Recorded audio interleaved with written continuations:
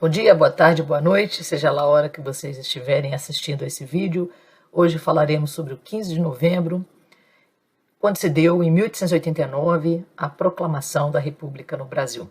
Nosso tempo é muito curto, vamos ser bastante objetivos. Se vocês quiserem aprofundar, daremos algumas dicas, oportunamente, de leitura para que vocês possam se aprofundar no tema.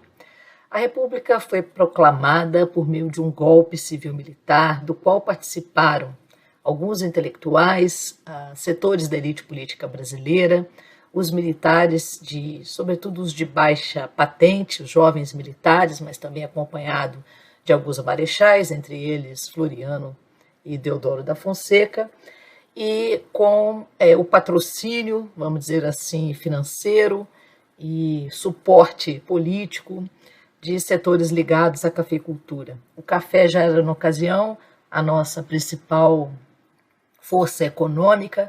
Ele era plantado em São Paulo, aqui em Minas Gerais, em duas de suas regiões, a Zona da Mata e o sul de Minas, e também no Rio de Janeiro. O que levou esse grupo a dar o golpe? Esse golpe, embora tenha sido um golpe de Estado, civil-militar, quer dizer, tinha a participação de civis e também dos militares, ele é o resultado de um movimento social e político que ocorreu a partir de 1870. Essa data a gente utiliza como a data inicial do movimento republicano, porque foi nesse ano em que foi publicado no jornal A República do Rio de Janeiro o Manifesto dos Republicanos, do Brasil inteiro, do Partido Republicano Nacional. Depois nós tivemos vários outros manifestos em outras províncias do Império. A ideia da República não era uma ideia nova, era uma ideia que já existia no Império há muito tempo, só que esse movimento se articula a partir de 1870. Quem dele participava?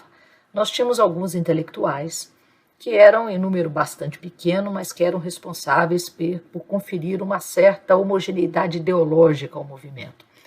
Eram intelectuais filiados ao pensamento positivista, ao pensamento evolucionista, ao darwinista social, e que propunham um modelo que tirasse o Brasil daquilo que eles pensavam ser uma crise econômica, uma crise política, uma crise de valores muito profundas.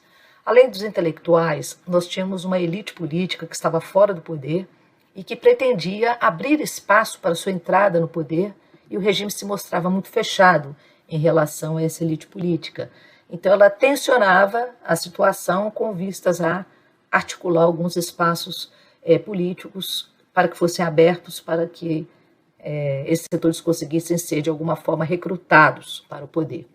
Nós tínhamos também os cafeicultores, que estavam muito insatisfeitos, não só com o processo de abolição, nem todos eles se filiaram à República por conta da abolição que se anunciava a partir da proibição do tráfico, que se deu em 1850, e no período que eles estão ali se articulando, nós já tínhamos tido a lei dos sexagenários, tínhamos tido a lei do ventre livre. Então, muitos estavam insatisfeitos, não com a abolição em si, mas com a falta de uma política de substituição da mão de obra escrava, porque os cafeicultores viviam da mão de obra escrava, então eles precisavam de uma solução que ou fosse a solução imigrantista, ou fosse uma solução que lhes aumentasse os créditos para que eles pudessem assalariar os novos trabalhadores, enfim. Havia um descontentamento em relação ao processo da abolição, que já se anunciava como dado, embora tenha sido lento, ele já se anunciava. Havia também uma insatisfação desses próprios cafeicultores, e alguns deles gestores públicos, com a situação fiscal do país. Por quê? Porque a maior parte dos recursos, das riquezas do país, vinham das exportações. E esses recursos eram destinados ao Império, que eram centralizados e redistribuídos para as inúmeras províncias. E, às vezes, províncias falidas economicamente eram sustentadas com excedentes econômicos produzidos pelas regiões cafeicultoras, que eram as regiões mais dinâmicas. Então, se propunha uma mudança na distribuição fiscal para que os excedentes dos produtos de exportação, que não era só o café, tinha outros produtos, mas o café era o principal, fossem mantidos nas regiões de origem, o que propiciaria que tais recursos fossem investidos na melhoria da infraestrutura do café, na concessão de créditos, enfim, nas melhorias das condições de sobrevivência desses cafeicultores, desses empreendedores do café.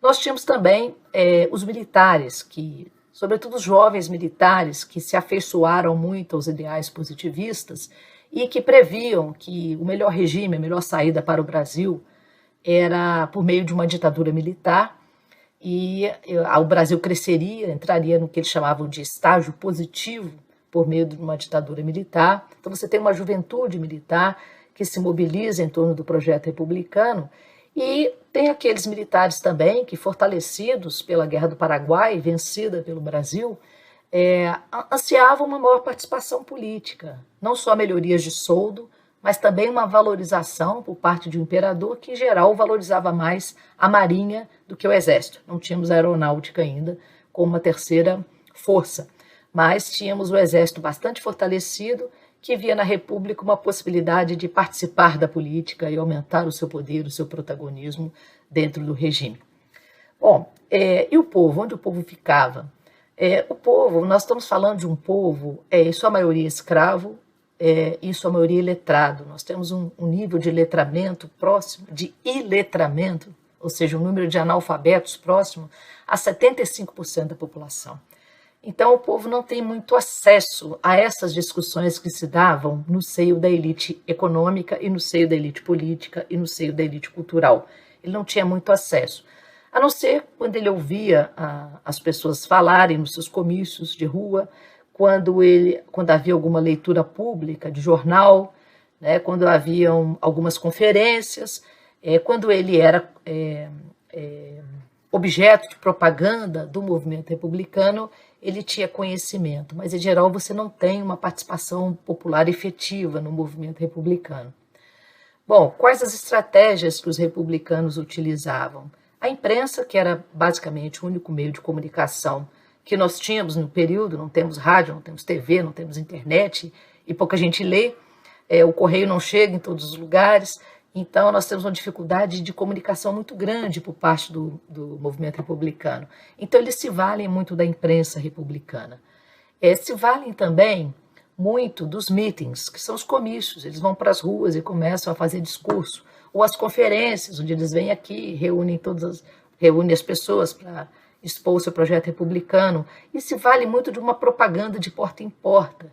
Nós temos alguns republicanos que a República foi proclamada e eles estavam em propaganda no interior do Brasil, nem sabiam que a República tinha sido proclamada, porque era aquele trabalho, de porta em porta, indo lá, buscando apoio para essa causa. Então eram essas estratégias, em sua maioria, que eram utilizadas. O movimento republicano ele dura quase 20 anos, se a gente for contar de 1870 a 1889. Ele teve uma primeira fase bastante conciliada, reformista, que a gente chama, em que se pensava que a República viria a partir de uma mudança constitucional, de uma eleição, de um consenso com as elites monárquicas, que o rei renunciasse. Mas isso não aconteceu. Então a segunda década do movimento é uma década em que o movimento vai ficando mais impaciente, revolucionário, vai pensando em outras vias para se atingir a República, e como a República nunca ocorria, eles partem, alguns setores da elite política se somam a alguns setores dos militares e dão golpe e depõem o imperador. Quando a gente fala que o exército está junto do movimento republicano, não é o exército como todo. As altas patentes que tinham lutado na Guerra do Paraguai mantinham-se fiéis ao imperador. Quando a gente fala dos militares, é mais a juventude militar. Claro que essa juventude, por meio de outros intermediários, acaba trazendo para o movimento o Floriano e o Deodoro, que eram, que a gente chama de tarimbeiros, de alta patente, envelhecidos, que eram fiéis ao rei e se converteram à República ou simplesmente traíram a monarquia e participam do golpe. Bom, enfim, o golpe ocorreu, da noite para o dia a família real foi exilada, sem os seus pertences, e restava aos republicanos tentar construir uma cultura política favorável à República, e para isso um dos mecanismos que eles vão ter, além de mudar a bandeira, além de mudar o hino, é de mudar os feriados. Então, a partir daí, foi criado esse feriado de 15 de novembro para guardar a imagem da República e valorizar a República no imaginário popular.